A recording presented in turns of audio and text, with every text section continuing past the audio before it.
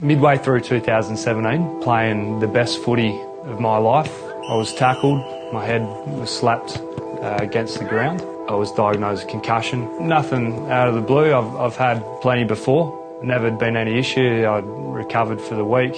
Did everything I could to get back and I came back early, bent over to pick up the footy and got a slight knock behind the ear, the same spot where I was tackled into the ground. And when I got that second concussion, that was when my life changed.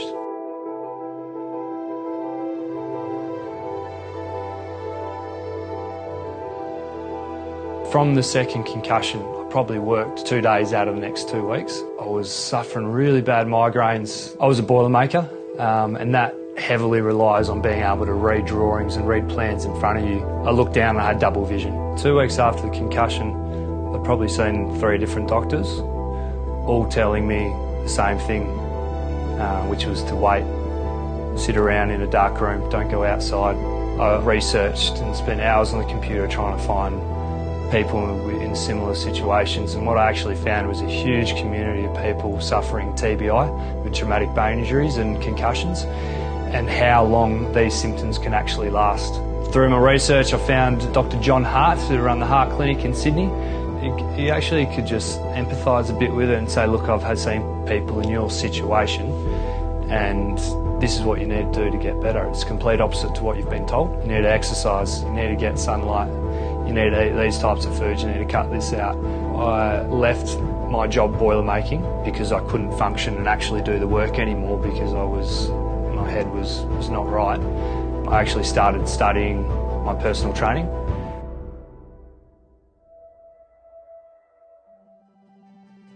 I started the job at Fitness Results and started Southside Strength and Conditioning up at the same time I met John Hart in Sydney.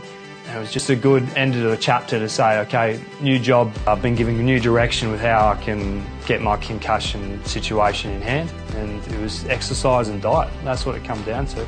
So the marathon, what I'm doing is the Margaret River Ultra Marathon, which is a section of the Cape to Cape down south. It's 80 kilometres. Why am I doing it? Number one, mainly because I've been on the other side of the fence where I've struggled with some sort of mental health experience. And now I think I'm mentally tough, but I want to be put in a position where I actually can prove to myself that I am. Second reason why I'm doing it, and probably the most impactful for others, is to raise money for Outside the Locker Room. They're a mental health charity and foundation that raise awareness and provide education sessions on drug and alcohol, gambling, mental health, domestic violence. No, I'm not a professional marathon runner. The furthest I would have run in total would have been a game of football. Lucky to be over 10 kilometres. Playing full back, you don't do too much running up the field, so this is my first experience of any long distance run. I haven't given myself as much time as I probably should have in preparation to doing the marathon. I've given myself 4 months. So I started in February, I will race in May. It's 3 months. Now look, my goal is to get under 12 hours, and that's to average roughly an 8-minute kilometre, 8-minute K pace. So every kilometre you run, it'll take me 8 minutes, but there's sections of it I've been told is you have to walk. There's big long stretches of beach. There's big trails. I did my first trail run on the weekend for 15 kilometres, and that hurt, and that was good fun, so that gave me a little bit of a taste of what it would be like. So if I can get under 12 hours, I will be happy. Actually, if I will complete it, I'll be happy. I want to complete it. That's my goal. Just get it done. Get it done.